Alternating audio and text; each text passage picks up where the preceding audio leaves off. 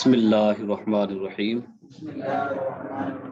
رب یسر ولا تعسر وتمم بالخیر وبک نستعین بسم اللہ الرحمن الرحیم رب یسر ولا تعسر وتمم بالخیر وبک نستعین بسم اللہ الرحمن الرحیم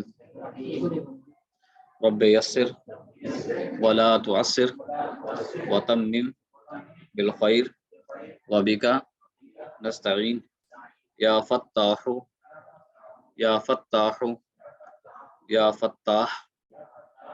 بسم اللہ الرحمن الرحیم۔ مناسخہ کی مثال، یہ سبق ہم تیسری مرتبہ پڑھ رہے ہیں، ٹھیک ہے۔ پہلے 2 دفعہ ہم نے اس کو پڑھایا، پہلے ایک دن ہم نے اس کو سمجھایا، دوسرے دن ہر ساتھی سے اس کو لکھایا۔ اب جس نے لکھا ہے اور لکھ کے جس نے چیک کرایا ہے وہ تو رہ جائے گا فائدہ مند، اور جس نے لکھا ہی نہیں اور چیک بھی نہیں کرایا تو وہ خود اپنے علم کا ذمہ دار ہوگا۔ اچھا، آخری مرتبہ ہم یہ پڑھا رہے ہیں اور سمجھا رہے ہیں، ٹھیک۔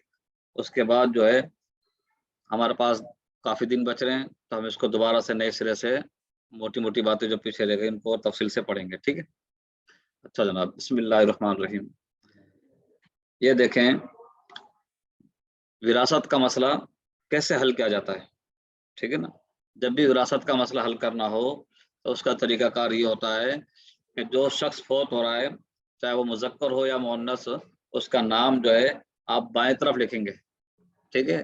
جیسے میں نے یہاں پہ لکھا ہے بائیں طرف، یہ ناصرہ کا نام لکھا ہوا آ رہا ہے، یہ مؤنث، یہ فوت ہوئی ہے، ٹھیک ہے۔ اس کے آگے ہم لکھ دیں مرحومہ۔ جس کی بھی وراثت تقسیم ہو رہی ہے اس کا نام بائیں طرف آتا ہے۔ کیسے؟ پہلے آپ میت لکھیں گے، میت لکھ کے لمبی لکیر کھینچیں گے، اس کے بائیں طرف آپ جو ہے مرحوم یا مرحومہ کا نام لکھ دیں گے۔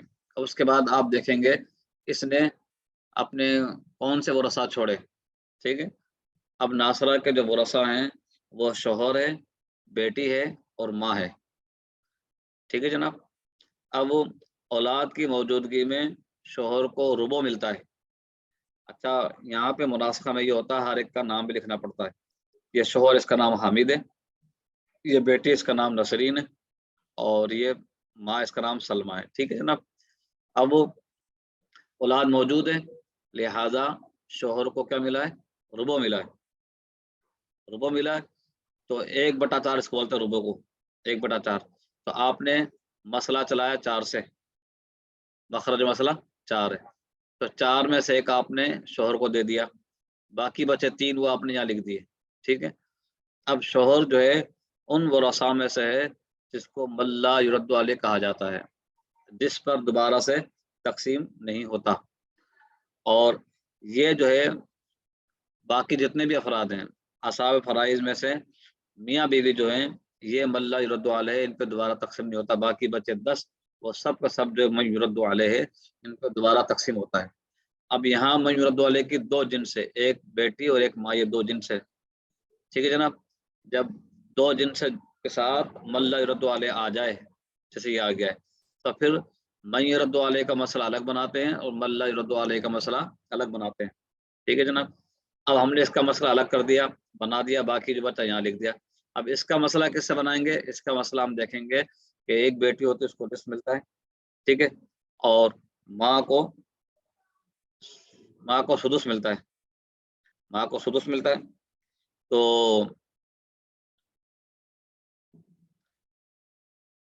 مسئلہ کس سے آئے گا؟ 6 سے آئے گا۔ مسئلہ کس سے آئے گا؟ 6 سے آئے گا۔ 6 سے آنے کے بعد ہم کیا کریں گے؟ 6 کا نصف کتنا ہے؟ 3۔ 6 کا نصف کتنا ہے؟ 3۔ یہ 3 آ گیا، یہ، اور 6 کا سدس جو ہوتا ہے وہ 1 ہوتا ہے، یہ 1 آپ نے لکھ دیا، تو 1/6 آپ نے لکھ دیا، ٹھیک ہے جناب۔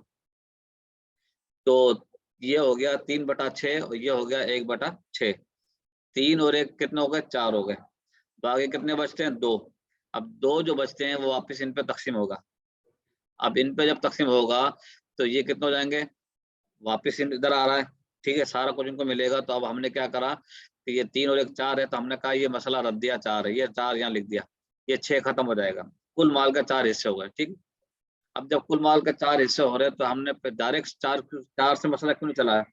اس لیے کہ اگر ڈائریکٹ 4 سے مسئلہ چلاتے تو 4 کا سدس نہیں نکلتا، 4 کا نصف تو نکل آتا لیکن سدس نہیں نکلتا، لہٰذا پہلے اصول کے مطابق مسئلہ بنایا، ٹھیک ہے، سدس اور نصف جمع ہو جائیں تو مسئلہ سدس سے آتا ہے، 6 سے آتا ہے، 6 کا نصف ان کو دیا اور 1/6 ان کو دے دیا، ٹھیک ہے۔ اب باقی بچے 4، یہ 2 تو واپس ان کو دے دیا تو یہ مسئلہ رد دیا ہوا، ٹھیک ہے۔ اب کیا ہوا، یہ یہاں تک پوری تقسیم ہو گئی۔ اب اس کے بعد ہم نے یہ دیکھنا ہے کہ ملا یرد علیہ سے جو باقی بچا ہے 3، یہ جو باقی بچا ہے یہ من یرد علیہ کے برابر ہے؟ برابر نہیں، یعنی اس کی تماثل کی نسبت ہے، یہاں بھی 3، اگر یہاں بھی 3 ہوتا تو تماثل کی نسبت ہوتی۔ جب یہ تماثل کی نسبت نہ ہو تو پھر ہم یہ کرتے ہیں کہ من یرد علیہ کے مسئلے کو ملا یرد علیہ کے مسئلے میں ضرب دیتے ہیں۔ یہ من یرد علیہ کا مسئلہ 4 سے ہے اور ملا یرد علیہ کا مسئلہ 4 سے، تو 4 کو آپ نے 4 میں ضرب دیا تو حاصل ضرب کیا آتا ہے 16۔ یہ دیکھو یہ ہم نے دیا 4 کو ضرب 4 سے دیا برابر 16، یہ تصحیح ہو گیا ہے، ٹھیک ہے۔ اب تصحیح سے ان سب کو ملیں گے، کیونکہ اس کو 1 ملا تھا تو من یرد علیہ کے مسئلے کو، یہ ملا یرد علیہ نا شوہر، اس کو جو 1 ملا تھا اس 1 کو ہم ضرب دیں گے من یرد علیہ کے مسئلے میں 4 میں، 1 کو ہم نے 4 میں ضرب دیا تو حاصل ضرب 4 آ گیا، ٹھیک ہے۔ اور یہ جو ہے من یرد علیہ کے سہام کو ہم ضرب دیں گے ملا یرد علیہ سے جو باقی بچا ہے، باقی کیا بچ رہا 3 بچ رہا تھا اس میں ضرب دیں گے، اس کو 3 ملے تھے تو 3 کو ہم نے 3 میں ضرب دیا، حاصل ضرب 9 آیا، اور اس کو 1 ملا تھا، 1 کو ہم نے 3 میں ضرب دیا تو یہ حاصل ضرب 3 آ گیا، ٹھیک ہے جناب۔ اب یہ 3 کس سے 16 سے آیا ہے اور 9 کس سے 16 سے آیا ہے اور 4 کس سے 16 سے آیا ہے۔ اب ان سب کو آپ نے جمع کیا تو یہ کیا بن جائیں گے 16 ہو جائیں گے، ہمارے پاس ہے 16 یہاں دے گا تصحیح، ٹھیک ہے۔ اب یہاں پر کیا ہوا، یہ شوہر فوت ہو گیا، یہ ہم نے لکھا بطن اول، یعنی سب سے پہلے یہ ناصرہ فوت ہوئی، ٹھیک ہے۔ آپ پہلے بطن اول لکھیں گے، اس کے بعد میت لکھیں گے، پھر اس کے بعد لمبی لکیر کھینچیں گے، بائیں طرف مرحوم یا مرحومہ کا نام لکھیں گے، اس کے بعد ورثاء لکھیں گے، ورثاء لکھنے کے بعد ان کے نام لکھیں گے، ان کے نام لکھنے کے بعد پھر مسئلے کو آپ حل کریں گے۔ ہم نے مسئلہ حل کر لیا، ٹھیک ہے۔ اس کے بعد کیا ہوا، اس کے بعد یہ حامد فوت ہوا، اب اس کو کتنے ملے تھے ناصرہ سے 4، ٹھیک ہے۔ اب اس 4 کو ہم کیا کریں گے، جب بطن ثانی دوسری میت بنائیں گے، اب حامد فوت ہوا نا، اب پہلے ناصرہ فوت ہوئی تھی، اب حامد فوت ہو رہا ہے، تو اب ہم لکھیں گے بطن، یہاں لکھیں گے ایسی جگہ بطن ثانی ہو جائے گا، یا میت بنائیں گے یہاں پہ کس کا نام، حامد کا نام آ جائے گا، اور مرحوم لکھیں گے، اس کے بعد یہ 4 لکھیں گے مف کے ساتھ۔ یہ دیکھو دوسری میت میں آپ کو دکھاتے ہیں، یہ دیکھیں بطن ثانی، یہ ہم نے بطن ثانی بنایا، یہ میت بنائی، اس کے بعد یہاں ہم نے حامد کا نام لکھ دیا، حامد مرحوم، اور یہ مف جو ہے یہ مخفف ہے ما فی الید کا، کس کا مخفف ہے، ما فی الید کا۔ اس کا معنی یہ ہے کہ حامد کو جو کچھ پہلی میت سے ملا ہے وہ کتنا ہے، وہ 4 ہے، وہ یہاں ہم نے لکھ دیا، یہ 4 دیکھ رہے ہو، یہ 4۔ اب یہ لکھنے کے بعد اب ہم حامد کے ورثاء لکھیں گے، حامد نے اپنی زوجہ کو چھوڑا ہے، اپنے باپ کو چھوڑا ہے اور اپنی ماں کو چھوڑا ہے، ٹھیک ہے۔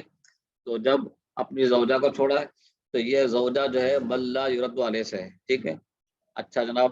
اور باپ اور ماں، اب اولاد نہیں ہے تو زوجہ کو کیا ملتا ہے، ربو، اگر اولاد ہو تو زوجہ کو سمن ملتا ہے، اولاد نہ ہو تو ربو ملتا ہے، ٹھیک ہے جناب۔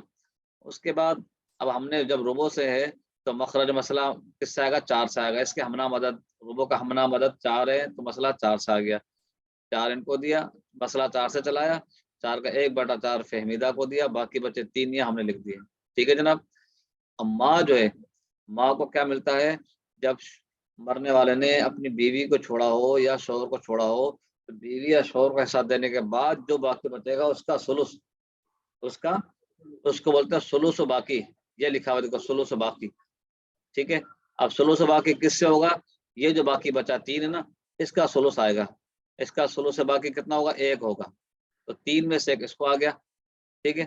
اب 2 بچے ہیں، وہ 2 باپ کو آنے کا اسباب، حالانکہ باپ اصحاب فرائض سے ہے، لیکن یہاں پر یہ اصحاب فرائض نہیں بن رہا ہے، اس لیے کہ اصحاب فرائض اس صورت میں بنے گا جب مذکر اولاد ہو یا مؤنث اولاد ہو یا مذکر اور مؤنث دونوں اولاد ہوں، جب دونوں ہی نہ ہوں تو پھر باپ کو کیا ہوتا ہے، یہ اسباب بنتا ہے دیگر اصحاب فرائض کو دینے کے بعد جو بچے گا وہ باپ کو ملے گا۔ اب دیگر اصحاب فرائض کون ہے؟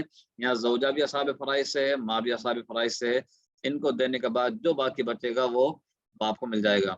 اب باقی دو بچ رہے تھے، ٹھیک ہے نا، وہ اس کو مل گیا ہے۔ یہ دیکھو ایک شوہر کو آیا اور ایک ماں کو آیا، یہ ہو گیا دو، اور یہ اس کو بطور حسبہ کا آیا، یہ ہو گیا چار، ٹھیک ہے۔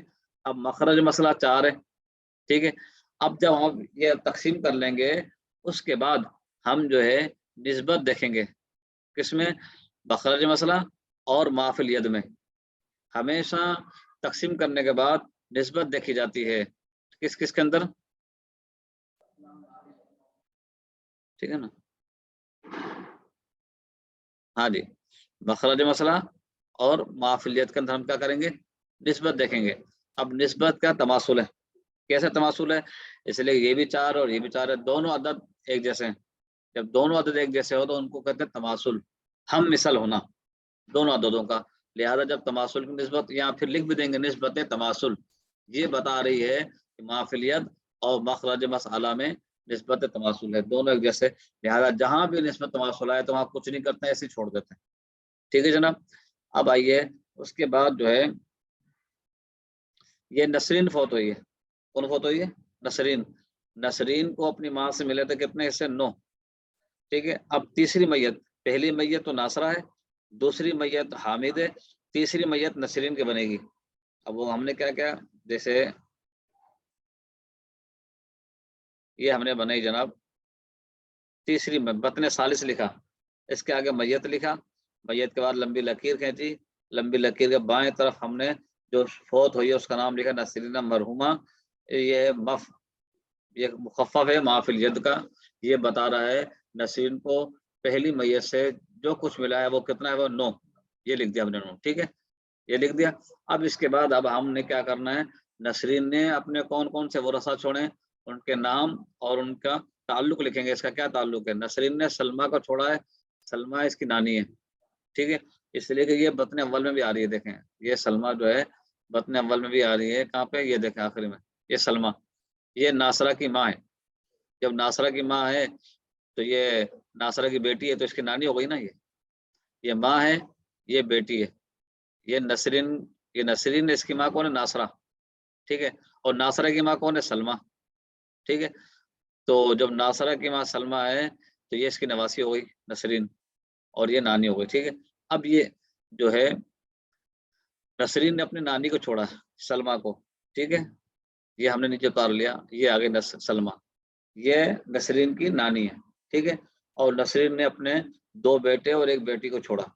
اب ان کا نام لکھ دیا ہم نے، نام بھی لکھنا ضروری ہوتا ہے، یہ نام لکھ دیا۔ نام لکھنے کے بعد نانی کو جو ہے اولاد کی موجودگی میں یہ مرحومہ ہے، ٹھیک ہے، میت کی اولاد جب موجود ہو تو نانی کو بھی سدس ملتا ہے، اس کو سدس یہاں لکھ دیا سدس۔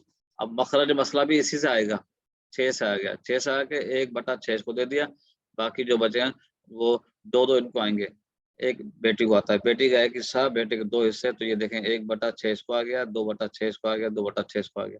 اب یہ 6 پورا ہو گیا، ٹھیک ہے، اب یہ تقسیم تصحیح ہو گئی۔ اب اس کے بعد کیا کرنا ہوتا ہے، تقسیم کرنے کے بعد ہم مخرج مسئلہ اور ما فی الید میں نسبت دیکھتے ہیں۔ مخرج مسئلہ ہمارے پاس 6 ہے اور ما فی الید کا ہے 9۔ اب 9 اور 6 میں جب نسبت دیکھتے ہیں یعنی کون سا عدد ہے، کیونکہ پہلے ہم دیکھتے ہیں دونوں میں تماثل تو ہے نہیں، یہ 6 اور یہ 9 تماثل تو ہے نہیں اور تداخل بھی نہیں ہے، اس لیے کہ بڑا عدد اگر چھوٹے کو کاٹتا ہو تو تداخل ہے۔ اب 9 بڑا ہے اور 6 چھوٹا ہے، 9 6 کو نہیں کاٹتا، لہٰذا تداخل بھی نہیں۔ لہٰذا ایسا عدد ہم نے ڈھونڈا جو دونوں کو کاٹ رہا ہو، وہ ہے 3۔ وہ 3 جو ہے وہ 6 کو بھی کاٹ رہا ہے اور 9 کو بھی کاٹ رہا ہے۔ 6 کو کتنی دفعہ کاٹا؟ 2 دفعہ، 3 × 3 3 دونی 6۔ اب جو عدد جتنی مرتبہ کٹتا ہے اس کو ہم کہتے ہیں وفق، کیا بولتے ہیں؟ وفق۔ اس کا مطلب یہ ہوتا ہے کہ یہ عدد کتنی دفعہ کٹا ہے وہ ہم اس کو شو کر دیتے ہیں بریکٹ میں، یہ ہم نے وفق لکھا، بریکٹ میں اس کے ساتھ 2 لکھ دیا، یہ بتا رہا ہے کہ 6 جو ہے 2 دفعہ کٹا ہے، کس سے؟ 3 سے۔ اچھا ایسے ہی جب دونوں میں نسبت توافق ہے تو جب یہ کٹا ہے تو یہ بھی کٹے گا۔ اب یہ کتنی دفعہ کٹا؟ یہ 3 دفعہ کٹا ہے، تو یہ ہم نے بریکٹ میں لکھ دیا وفق 3، یعنی 9 3 دفعہ کٹا ہے وفق، اس کا وفق 3 ہے اور اس کا وفق 2 ہے۔ اچھا جب کیا کہتے ہیں مخرج مسئلہ اور ما فی الید میں توافق نسبت ہو تو پھر ہوتا کیا ہے वफूक जो होगा वो ज़रब खाएगा पिछली ऊपर वाली तस्सीम में, ये 2 है ना, अब ये ज़रब खाएगा पिछली वाली में तस्सीम में। हमारे पास पिछली तस्सीम कितनी है आखिरी में जो हमने छोड़ी थी, 16, 16 तक मसला हमने हल किया था। अब हम 2 को ज़रब देंगे 16 में, 2 ज़रब 16 ये बराबर हो गया 32। तो तस्सीम कितनी, 32 है। पहले हमने पहली मैयत को 16 से दिया था, अब हम 32 से देंगे सारी मैयतों को जो जिंदा होगा, ठीक है। अब ये अच्छा ये सुने, जब कोई फौत हो जाता है उसका हिस्सा मिल जाता है तो उसको बंद कर देते हैं। शोहर को जब 4 मिल गए इसके बाद ये फौत हुआ, इसको बोलते हैं अलामत कब्र। क्या बोलते हैं, ये कसर फिर रहा है ना, इस तरह जैसे जैसे हम कब्र बनाते हैं ना, ये कब्र का डिजाइन है, ये शो कर रहा है कि ये शख्स फौत हो चुका है। और ये कब फौत हुआ, जब इसके 4 हिस्से मिले थे इसको, ठीक है जनाब। ऐसे ही ये नसरीन का बता रहा है कि नसरीन भी फौत हो चुकी है, इसको आखिर में 9 मिले थे, तो लिहाजा इनको नहीं देना दोबारा, जो फौत हो इनको दोबारा नहीं मिलेगा। अब पहली मैयत में सिर्फ ये सलमा जिंदा है, ठीक है, क्योंकि अब ये 32 है ना, 32 से सबको मिलेगा, इन 2 को तो नहीं मिल रहा है इसलिए कि ये फौत हो चुके हैं। अब ये सलमा जिंदा है, इसको आखिर में कितने मिले थे, 3 मिलते हैं, तो 3। अब हमारे पास मजरूब है 2, तो 3 को आपने 2 में ज़रब देना है। जब 3 को आप 2 में ज़रब दोगे तो हासिल ज़रब क्या आएगा, 6। ये 6 आ गया, यानी 32 में से 6 हिस्से आए नानी को, या ये कहें सलमा को आ रहे हैं, ठीक है। अच्छा साहब आगे चलें। अब दूसरी मैयत में ये सारे जिंदा हैं, ठीक है। अब इन सबको मिलेगा, इससे वो उस मजरूब 2 ही हमारे पास, इसको 1 मिला था, इस 1 को आपने 2 में ज़रब देना है, ये 2 आ गया, ठीक है। इसको 2 मिला था, 2 में आप ज़रब दोगे मजरूब, ये 4 हो गया। और इसको 1 मिला था, इसको आपने 2 में ज़रब दिया, 2 हो गया। देख रहे हो 32, सब 32, ठीक है ना। तो 6 पीछे थे, और ये कितने, 2 2 4 4 और 4 8, 8 और 6 कितने हो गए, 14 हुआ, ठीक है ना। अभी बाकी हमारे पास, अब आइए इधर आइए, तीसरी मैयत में हमेशा ऊपर वाली मैयतों को तो मजरूर में ज़रब देंगे, और जो आखिरी मैयत होगी उसको हम ज़रब देंगे माफिलियत के वफुक में, माफिलियत के उफुक में। अगर तबायुन हो तो तबायुन उसमें माफिलियत के तबायुन कुल कुल में ज़रब खाएगा, ठीक है ना।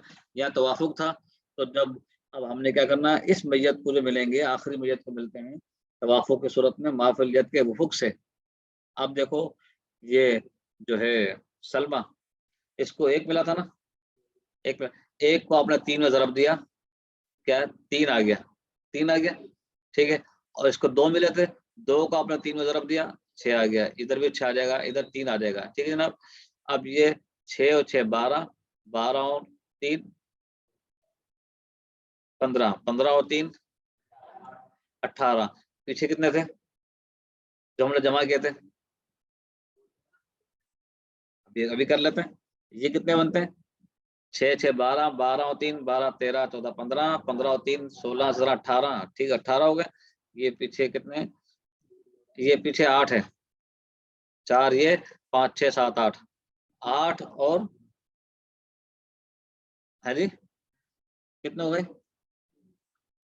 अरे भाई तुम मुझसे भी ज्यादा हिसाब किताब में, ये देखो ये कितने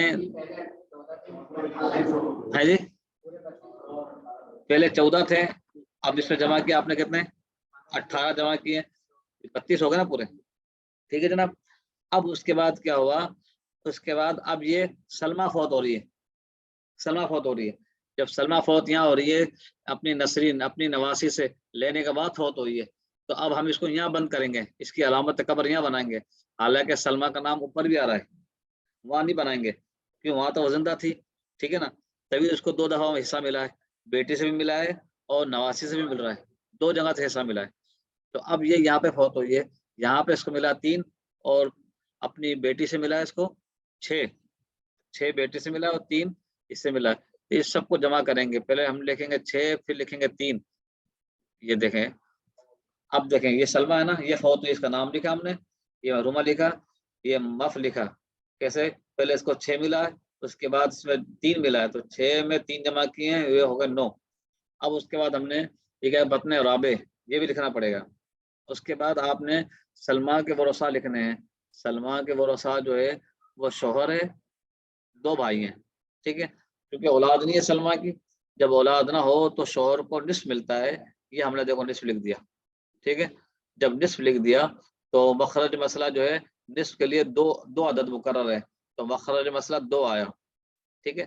2 کا آپ نے ایک اس کو دے دیا نصف، 1/2 اس کو آ گیا، باقی کتنے بچے؟ 1. اب 1 جو باقی بچا ہے وہ بھائیوں میں تقسیم ہوگا، یہ ہم نے لکھ دیا 1/2، یہ دونوں بھائیوں میں تقسیم ہوگا. اب دونوں بھائیوں کے لیے کسر آ رہی ہے، پورا تقسیم نہیں ہو رہا ہے، لہذا کسر دور کرنے کے لیے ہم نے کیا کیا، ان دونوں، یہ کل روز کتنے؟ 2. کل روز کتنے؟ یعنی یہ کہ یہ کل افراد کتنے؟ 2. افراد 2 ہیں اور حصہ 1 ہے. اب 1 2 میں تقسیم نہیں ہوتا ہے تو کل افراد کو ہم ضرب دیں گے اصل مسئلے میں. اصل مسئلہ کیا تھا؟ 2. جب 2 کو آپ نے 2 میں ضرب دیا تو حاصل ضرب 4 آیا، یہ تصحیح ہو گیا. اب تصحیح سے جو ہے شوہر کو نصف کتنا ملے گا؟ 2.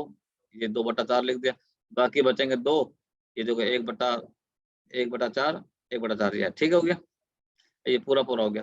اب جو ہے اب تقسیم کرنے کے بعد بار بار میں یہی کہہ رہا ہوں، جب تقسیم کر دیں گے اس کے بعد آپ نے یہ کرنا ہے کہ مخرج مسئلہ یا تصحیح دونوں میں کسی ایک کو دیکھنا ہے. اگر تصحیح نہ ہو تو مخرج مسئلہ کو دیکھیں گے، اگر تصحیح ہو تو تصحیح اور ما فی الید میں نسبت دیکھنی ہے. اب تصحیح ہے ہمارے پاس 4، ما فی الید ہے 9، 4 اور 9 میں تماثل ہے؟ نہیں. تداخل ہے؟ 9 4 کو کاٹ رہا ہے؟ نہیں کاٹ رہا. تداخل بھی نہیں. تو توافق ہے؟ اب توافق اس لیے نہیں ہو رہا ہے کہ لفظ 2 کا عدد 4 کو تو کاٹتا ہے لیکن 9 کو نہیں کاٹتا ہے، اور 3 کا عدد 9 کو کاٹتا ہے لیکن 4 کو نہیں کاٹتا. ہمیں تو ایسا عدد ڈھونڈنا ہوتا ہے جو دونوں کو کاٹے. جب ایسا عدد نہ ملے تو پھر نسبت تباین ہوتی ہے. اب پیچھے جو تھا نا وہ 3 دونوں کو کاٹ رہا تھا، یہ 3 جو ہے دونوں کو کاٹ رہا تھا، 6 کا بھی کاٹ رہا تھا اور 9 کو بھی کاٹ رہا تھا. یہاں پر بھی 9 ہے لیکن یہاں پہ کیا ہے، 3 جو ہے 9 کو تو کاٹے گا لیکن 2 کو 4 کو نہیں کاٹے گا. ٹھیک ہے جناب. تو اب نسبت تباین نہیں ہے. جب نسبت تباین ہوتی ہے تو پھر ایسا کرتے ہیں، کل تصحیح کو ہم ضرب دیں گے آخری تصحیح میں. اب ہمارے پاس آخری تصحیح کیا تھی؟ 32 تھی، یہ 32 تھی. تو پھر ہم نے 4 کو ضرب دیا 32 میں، حاصل ضرب کیا گیا 128، یہ آخری تصحیح. ٹھیک ہے. اور اس کو کہتے ہیں المبلغ، آخری ضرب کا المبلغ ہے، اس کو آخری میں لکھتے ہیں. ٹھیک ہے. اب اس وقت ہمارے پاس 128 ہے، کتنے ہیں؟ اب 128 سے سب کے حصہ نکالنے ہیں جو زندہ ہیں. اب دیکھو یہ تو حامد فوت ہو چکا ہے، نسرین فوت ہو چکی ہے، سلمہ بھی فوت ہو چکی ہے، کہاں نیچے فوت ہوئی ہے. ٹھیک ہے. لہٰذا اس کو یہاں پر پہلی میت میں کسی کو دوبارہ نہیں مل رہا. دیکھو اب دیکھو یہاں پہ دیکھو 128 سے کسی کو آ رہا ہے؟ اس کو بھی نہیں آیا، اس کو بھی نہیں آیا، اس کو بھی نہیں آیا، اس کو صرف 32 تک آیا. پہلی میت میں 128 سے کسی کو نہیں آیا. اچھا جناب دوسری میت میں آ جائیں. دوسری میت میں جو ہے یہ 2 ہے، اس کو 2 ملا تھا نا. اب ہم نے 2 کو کس میں ضرب دینا ہے؟ مضروب ہمارے پاس کیا ہے؟ 4. دیکھو نا یہ 4 کو ہم نے ضرب دیا تھا 32 سے، تو مضروب 4 ہے. اب سب کا حصہ 4 سے نکلے گا. کیسے نکلے گا؟ اب ان کو 2 ملے تھے، 2 کو آپ نے 4 میں ضرب دیا تو یہ 8 ہو گیا، یہ بھی 8 ہو گیا.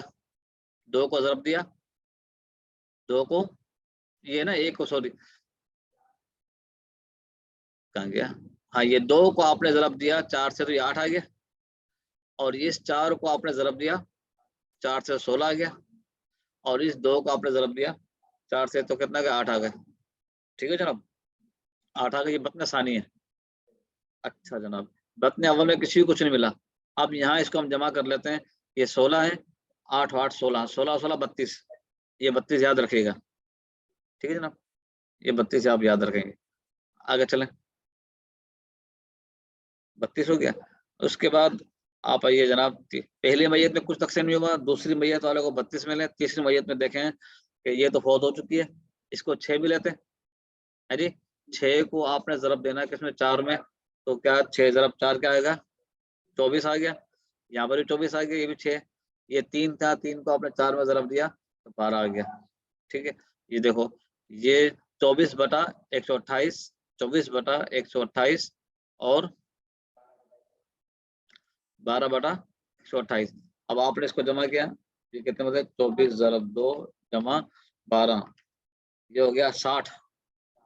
کتنے؟ 60. اور پیچھے کتنے تھے؟ ہاں جی 32 جمع کیا اس میں 32، یہ ہو گیا 92. ٹھیک ہے جناب. دوسری تیسری میت کو جو حساب تک ملا ہے وہ ہے 92. اب یہ چوتھی میت کی طرف. چوتھی میت جو ہے، اب میں نے آج کیا تھا نا، پچھلی ساری میتوں کو مضروب میں ضرب دیں گے، اور آخری میت کو جو ہے یا تو معافلیت کے وفق میں ضرب دیں گے، اگر تباین ہو تو پھر کل معافلیت میں ضرب دیں گے. اب یہاں تباین ہے تو کل معافلیت کتنا 9 ہے، تو اس کو 2 ملا تھا، 2 کو کل معافلیت 9 میں ضرب دیا تو 2 نام 18. یہ ایک نام 9، ایک نام 9 کے 9 آ گئے. ٹھیک ہے. اب یہ اس میں جمع کیا 18، پھر جمع کیا 18، 128 ہو گئے. ٹھیک ہے.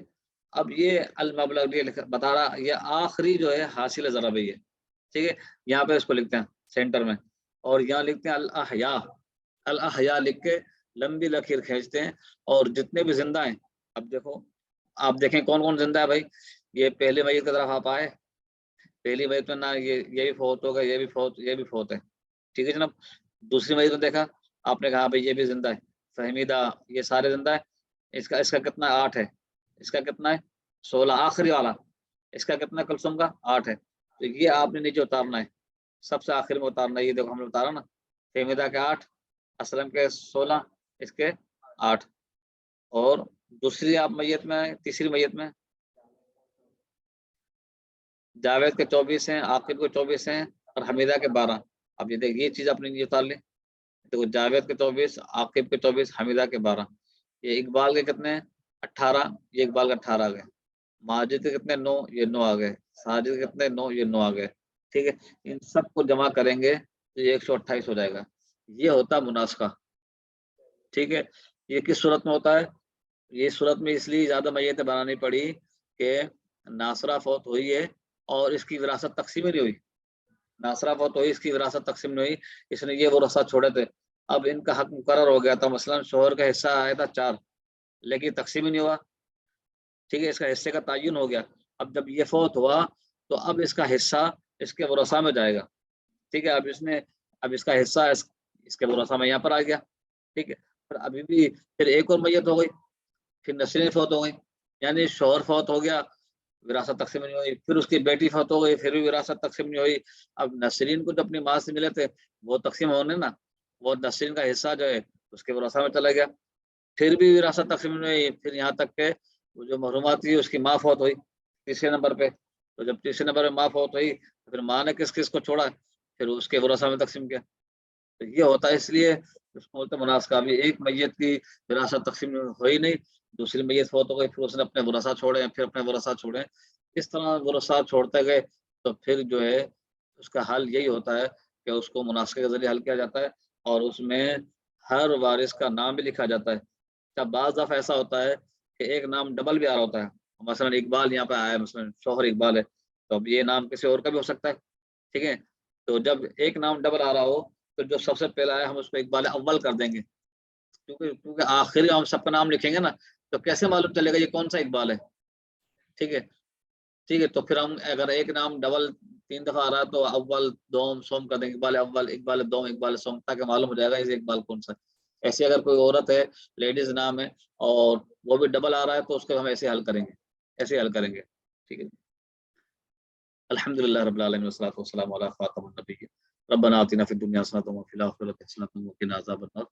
الہ العالمین جو کچھ پڑھا ہے سے قبول فرما. ہمارے استاد محترم مفتی صاحب کی بارگاہ عالیہ میں عقیدۃ محبتاً تحفتاً پیش کرتے قبول فرما، اور تمام حاضرین کو اللہ پاک برکت عطا فرما، ہم سب کو برکت عطا فرما. صلی اللہ تعالیٰ علی خیر خلق محمد وآلہ وصحبہ اجمعین برحمتک یا ارحم الراحمین. ابھی جائیے گا مت، ابھی سوال جواب کرنا ہے.